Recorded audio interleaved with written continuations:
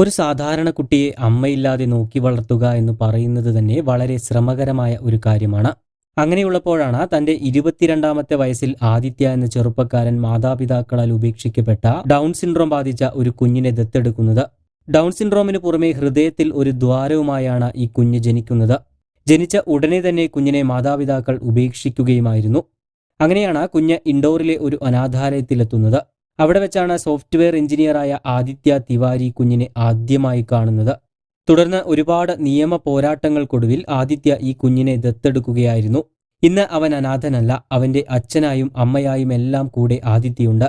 അവനീഷ് തിവാരി എന്ന് പേരിട്ട് വളർത്തിയ ഈ കുഞ്ഞ് പിന്നീട് ആദിത്യയുടെ ജീവിതത്തിന്റെ ഒരു ഭാഗമായി മാറി.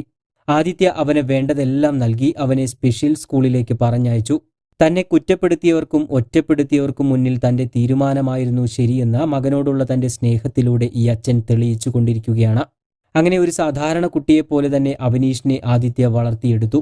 പിന്നീട് അവനീഷും ആദിത്യയും കൂടി ലോകത്തിലെ ഏറ്റവും ഉയർന്ന കൊടുമുടിയായ എവറസ്റ്റ് കീഴടക്കി.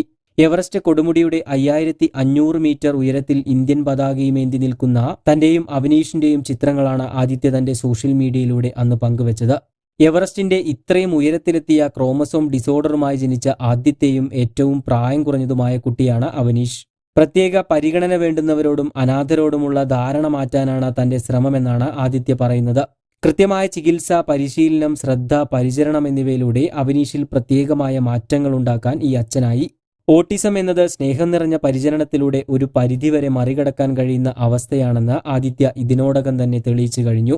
കൂടാതെ അന്താരാഷ്ട്ര വനിതാ ദിനത്തിൽ ആദിത്യയെ ലോകത്തിലെ ഏറ്റവും മികച്ച അമ്മ എന്ന ബഹുമതി നൽകിയാണ് ആദരിച്ചത്.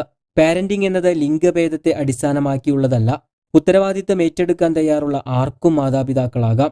ഒരു സ്ത്രീക്ക് മാത്രമേ കൂടുതൽ ക്ഷമയും കരുതലും സ്നേഹവും ഉണ്ടാകൂ എന്നത് തെറ്റിദ്ധാരണയാണ്. ഒരു പുരുഷനും ഒരു നല്ല രക്ഷിതാവാം എന്നാണ് ആദിത്യ പറയുന്നത്.